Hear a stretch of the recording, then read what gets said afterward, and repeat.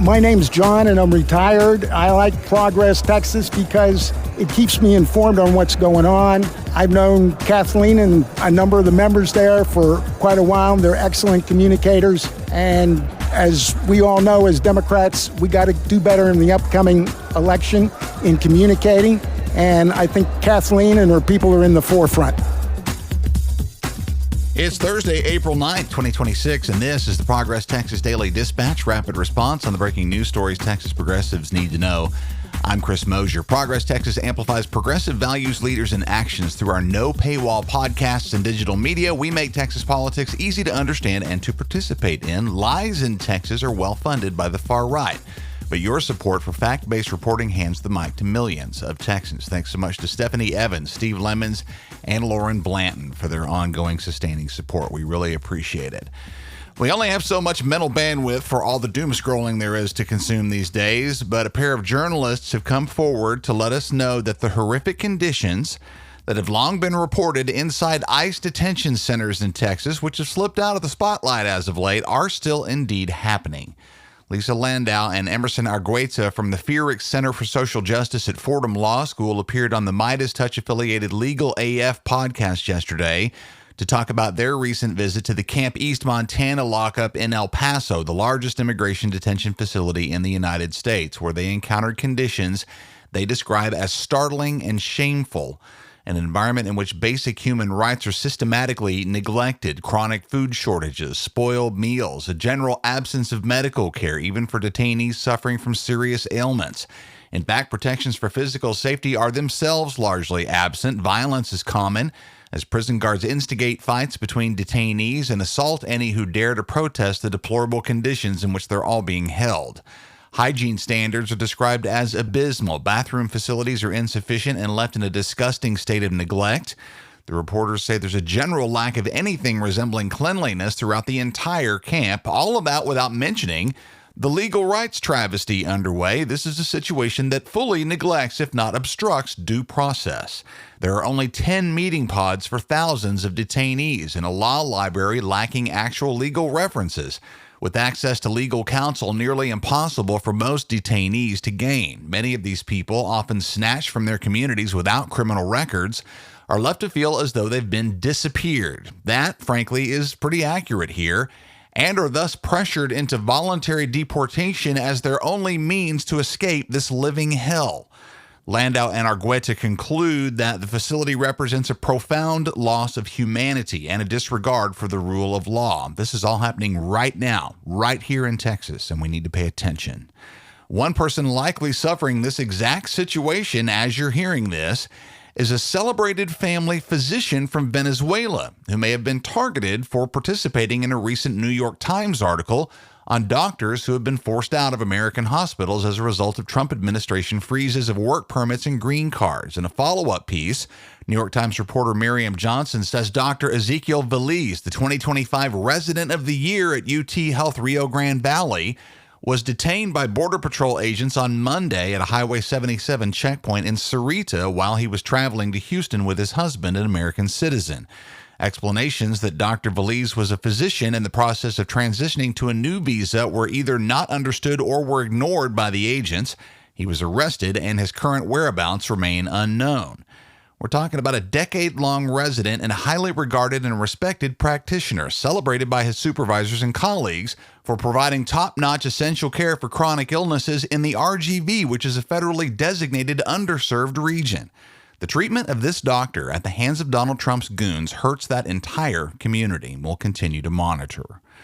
We should all want to be among the Texans who are not standing idly by while our friends and neighbors are being victimized. A good example from Juliana Lightsey at the Barbed Wire, who says that the June 2025 halting of the Texas DREAM Act has fundamentally altered the state's academic landscape, in particular for our roughly 57,000 undocumented higher education students who represent for Texas the second largest population in the country.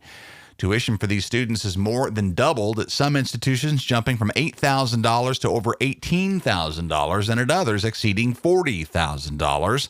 Consequently, many campuses are seeing significant enrollment drops. For example, more than half of the undocumented students at Texas A&M San Antonio did not return for last year's fall semester. And at the same time, Public universities across Texas are prevented from providing institutional support to these students due to state bans on DEI, which leaves only their community to stand up for them, which they are. A statewide grassroots movement has emerged with campus organizations and multicultural Greek life groups lobbying the Texas legislature and putting together private scholarships in an attempt to bridge the Trump tuition gap, while a coalition of nonprofit advocacy groups, including the National Immigration Law Center, the ACLU of Texas, and the Texas Civil Rights Project, have become the primary navigators for undocumented students by offering financial counseling, helping them relocate to private colleges with more flexible aid, and by appealing the undercutting of the DREAM Act in court. Ongoing litigation in the Fifth Circuit Court of Appeals is the item to watch as this particular story continues to develop.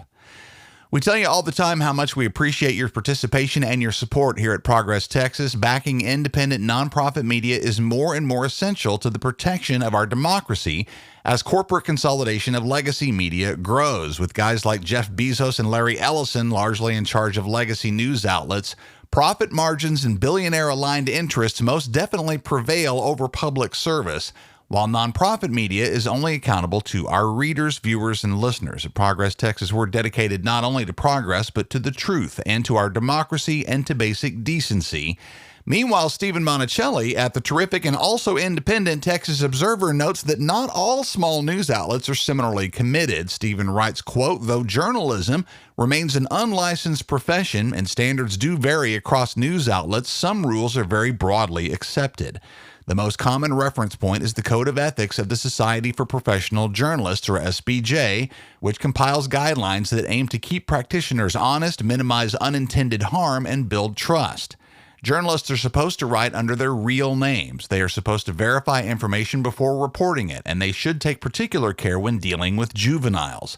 For a news outlet to report unconfirmed criminal allegations against a minor under a fake name, again, for example, would be atypical at best, if not a blatant violation of journalistic ethics," unquote, which appears to be what a writer at the right-wing rag The Dallas Express has done with a recent hit piece targeting the minor son of Democratic State Representative Gene Wu, highlighting xenophobic details about the birthplaces of Wu and his wife and amplifying calls for the denaturalization of the Wu family.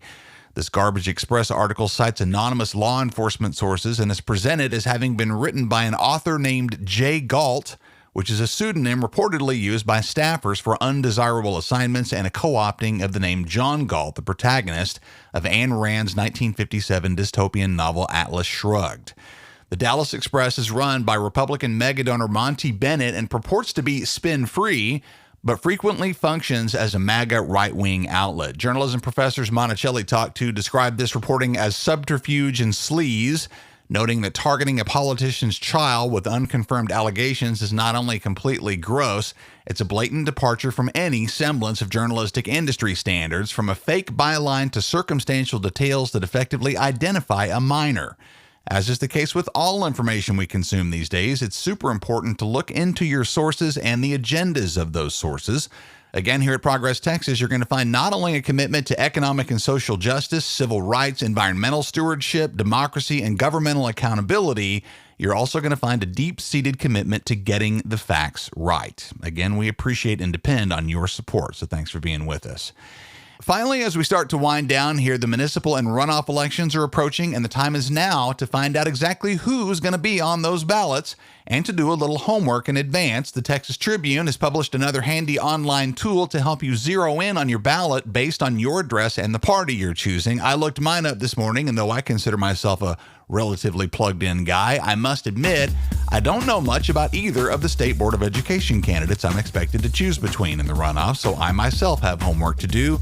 I'm linking that Texas Tribune tool in the show notes. Municipal city elections are May 2nd. The statewide primary runoffs are May 26th. Early voting in the municipal election starts April 20th. And for the midterm runoffs, your registration deadline is April 27th, and early voting in the runoff will begin on May 18th. There's more on all of this at our carefully crafted voting information website, govotexas.org.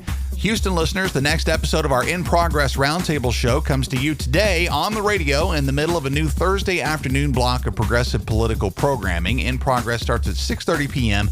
every Thursday evening on KPFT 90.1 FM after the Progressive Forum and before the midterm show with Ernest Wittring.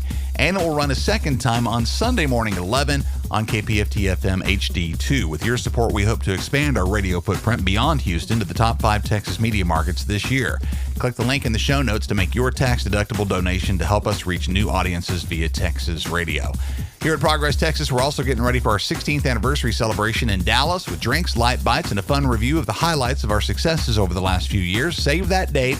It's Tuesday, June 16th, and see the link in the show notes to reserve your spot. That's the Progress Texas Daily Dispatch for this Thursday, April 9th, 2026. Links to all these original stories can be found in our show notes.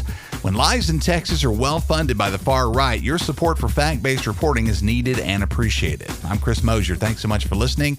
Have a great day, and we'll see you again tomorrow morning.